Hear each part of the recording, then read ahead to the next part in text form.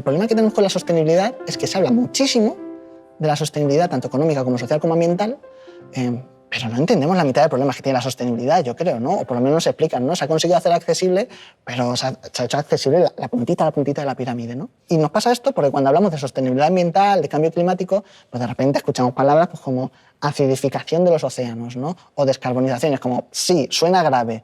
Y vemos una foto, un vídeo en el que un iceberg se va deshaciendo, es como, bueno, eso parece un problema. Hay una cosa como romántica, pero no entendemos científicamente lo que está ocurriendo detrás, ¿no? Nos faltan datos, nos falta información y nos falta pues, acceder a ella con cercanía, ¿no? Y el arte es una herramienta bastante útil, yo creo, en ese sentido, para poder acercarlo mejor a todas las personas, no solo a los peques, ¿no? Nosotros, por ejemplo, en Cubo tenemos un programa para infancia, ¿no? Para niños de 6, 7, 8 años más o menos, que se llama Arts for Future, en el que les explicamos estos conceptos tan complejos y luego tienen que transformarlos en un espectáculo, ¿no? Pues les hablamos de la acidificación de los océanos. Hacemos dinámicas muy divertidas, pero solo con darle eso, si no lo aplican a algo, si no lo entienden, ellos no pueden resolver el cambio climático con 6 años solo, ¿no? Pero utilizamos el arte para que luego conviertan eso en un espectáculo de percusión, de electrónica y de danza. Y le damos un cubo de pintura y le decimos, ¿cómo suena la acidificación de los océanos, ¿no? Pues de repente el crío coge y dice, bueno, pues si el océano está ahí abajo, pues voy a hacer así. Y te hace una performance sobre la acidificación de los océanos. Y detrás de ese proceso, detrás de todo lo que ocurre en los escenarios en general, de toda la actuación escénica, hay un montón de cosas de aprendizaje, ¿no? Has tenido que más o menos repensar qué es la acidificación de los océanos, es lo que te ha dicho ese señor, o ese vídeo que te han puesto de Greta, ¿no? Y has tenido que reinterpretarlo para transformarlo en una performance artística. Eso implica asimilar un montón de cosas, ¿no? En cuestión de minutos, de segundos, ¿no? Entonces, creo que el arte es muy importante para eso, para ayudar a asimilar conceptos que son hiper complejos, ¿no? Y os propongo además una dinámica más o menos que hacemos con ellos, que voy a hacer con la marimba, que no sé si me permitís que me podéis acercar un poquito.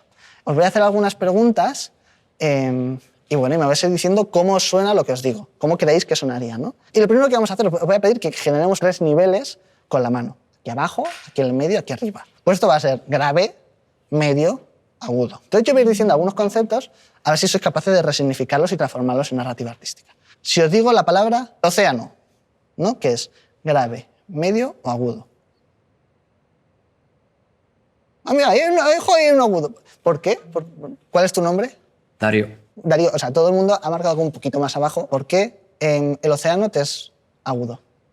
Porque yo creo que te puedes imaginar el océano de las profundidades o te puedes imaginar una playa en Miami. O sea, como veis, volvemos a la polisemia del proceso artístico, ¿no? De repente algo que todo el mundo había como cuervo, que es grave, es agudo. Pero me da igual si es grave o es agudo, si suena aquí, el océano, o si suena aquí. Porque estás en Miami y estás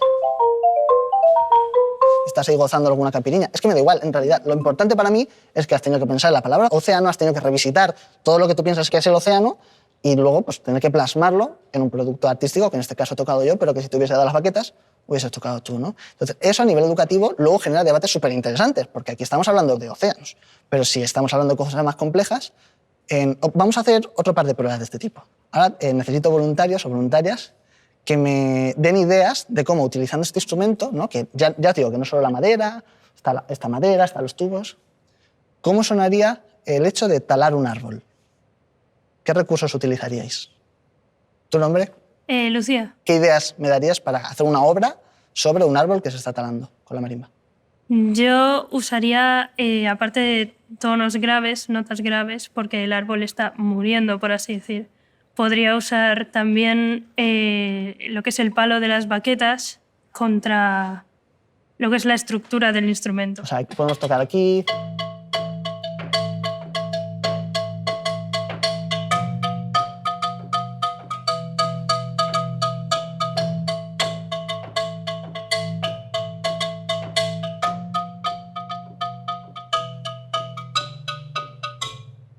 O sea, has dicho una palabra que es como súper... que tiene un montón de significado, que es que el árbol se está muriendo, ¿no? Entonces de repente tiene que sonar, pues, no sé, triste, supongo, lúgubre, profundo. En realidad hay un montón de connotaciones de se está muriendo o lo están matando, ¿no? Y ahí se podría generar otro debate interesantísimo. Y por último, para intentar salir como esta parte de que la sostenibilidad es solo la naturaleza, los océanos y los árboles, vamos a ver algo un poco más humano para ver cómo representaríamos algo que es 100% responsabilidad nuestra. ¿Cómo suena en una marimba una fábrica? ¿Tu nombre, perdón? Laura. Cuéntame. Vale, yo creo que hay un contraste muy grande entre lo que es el instrumento, que es algo totalmente armónico y muy bonito, con una fábrica que es algo en que pensamos en polución, pensamos en cosas totalmente negativas, ¿no? Con lo cual tendría una connotación similar a la muerte del árbol. Realmente sí, jugaríamos en los graves y sería como un tono muy monótono, muy gris. No creo que fuera algo armónico o algo que sonara bien. O sea, sería algo como disonante, algo que suena aquí, Disonante, estridente, sí, efectivamente. repetitivo, ¿no?